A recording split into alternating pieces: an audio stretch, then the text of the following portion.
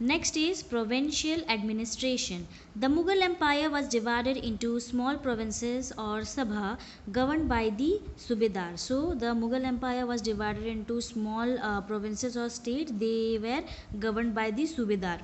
He looked after the welfare of the people and was responsible for activities such as building wells, rest houses, roads, etc. So he was responsible for the welfare of the people. That means the people are satisfied in their life or not. If they are facing any problem, so he will look after regarding that. And he was also responsible to make some important you can say to make some important you can say buildings. That means the building of wells so that the people can drink water easily. Rest houses were made uh,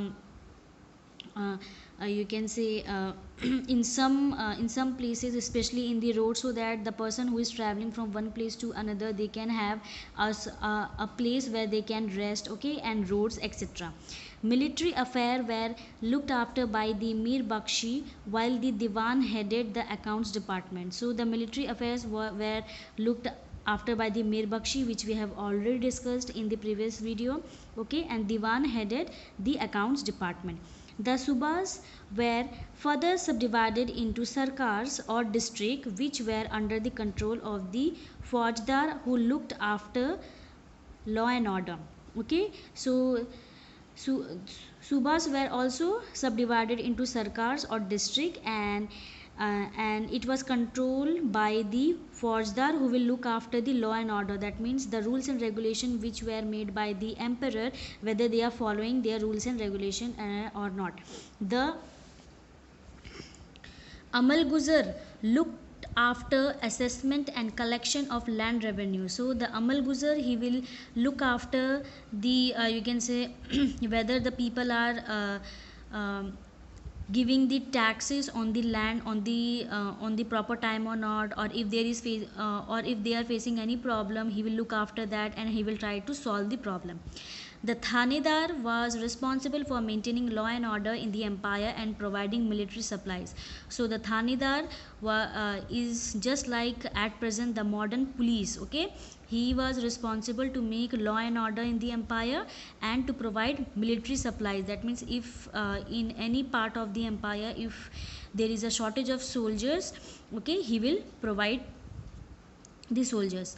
The district or sarkars were subdivided into parganas, which comprise villages. So the district or sarkars were also subdivided into parganas, which comprise of villages. The Sikdar and the Amil at the pargana level and the Mukaddan and Patwari at the village level were the administrative officials. So the Sikdar and Amal at the pargana level, okay, and the Mukaddam and Patwari at the village level were given the responsibility to look after the needs and requirement of the people and to maintain law and order. So they were responsible to maintaining law and order, okay, and land records along with the collection of the revenue. So it is a duty of the Mukaddam, Patwari and the Sikdar and Amil to look after the law and order at the Pargana level and at the village level, okay, and they will also look after the land records. That means which person or which farmer have how many land and whether they are uh, giving the taxes to the emperor in the given time or not, or if they are facing any problem, then they will readjust the taxes. The Mansabdari system.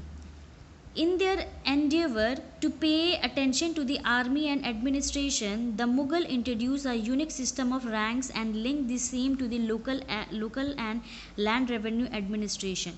This unique system was referred to as the Mansabdari system. So, in the Mughal period, the Mansabdari system was implemented, okay, and in order to the Mughal introduce this system, why? So that they can link the local and land revenue system administration, okay. It was introduced by Akbar. So the Mansabdari system was introduced by Akbar. Now we will learn what is Mansabdari system. Under this system, each officer known as Mansabdar was given a rank or a mansab. So under the mansabdari system which was introduced by Akbar, each mansabdar was given a rank, or you can say a mansab, that means position in the empire. A mansabdar generally entered service at a low rank but rose higher through the loyalty. So the mansabdars were generally entered as a low rank, that means they were at the lower level, but slowly and gradually if they are loyal their position were uh, increased, or you can say in the higher post they were transferred. It was a grading system used by the Mughal to fix the rank, salary and military responsibility of the officer. So why these ranks were given? So that uh, during the Mughals they can grade the person, okay, grade the person according to their loyalty, according to their bravery, okay, so that with the help of this rank they were given salary. That means a person who is at the higher post they will get higher salary as compared to the person who is at the lower rank, okay, and even according to their rank their military responsibilities were also given. That means if they are in the higher position the military responsible are given more to that mansab dar, okay, or if they are at the lower rank so they are given less responsibilities. The ranks were divided into Zat or Sawat. So even these ranks were divided into two parts, that is Zat and Sawar.